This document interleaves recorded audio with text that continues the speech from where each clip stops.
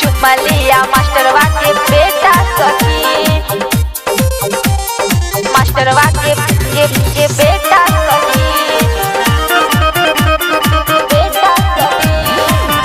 पढ़े हम गईनी स्कूलिया, हमके छेड़ दिलस बीच बजरिया, पढ़े हम गईनी स्कूलिया, हमके छेड़ दिलस बीच बजरिया। मैंने माथावा पे टीका पहन के वेट थोड़ा फीका, स्कूलिया वो तो जाता सखी, हमें हमके लपेटा सखी। चुम्मा लिया मास्टरवा के बेटा सखी, हमें हमके लपेटा सखी। चुम्मा लिया मास्टरवा के बेटा सखी, बेटा सखी, बेटा सखी। चुम्मा लिया मास्टरवा के बेटा सखी, बेटा सखी।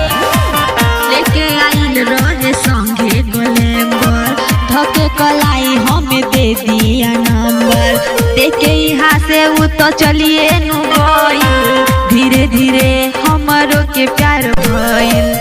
हम होई गईनी फिदा, लड़का बहुत सीधा बात अपन बताता सखी, बाहों में हमके लपेटा सखी। चुम्मा लिया मास्टरवा के बेटा सखी, बाहों में हमके लपेटा सखी। चुम्मा लिया मास्टरवा के बेटा सखी, बेटा सखी, बेटा सखी। चुम्मा लिया मास्टरवा के बेटा सखी, बेटा सखी। पता हो कनी नाम हवे राजेश हो, हमरा के ऊ बतैल दुर्गेश हो। हमने वो पे मरिए नु गईनी, ओकरा के प्यार हम करिए नु गईनी।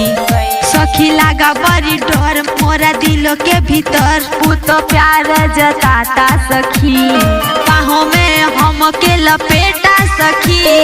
चुम्मा लिया मास्टरवा के बेटा सखी, बाहों में हमके लपेटा सखी। चुम्मा लिया मास्टरवा के बेटा सखी।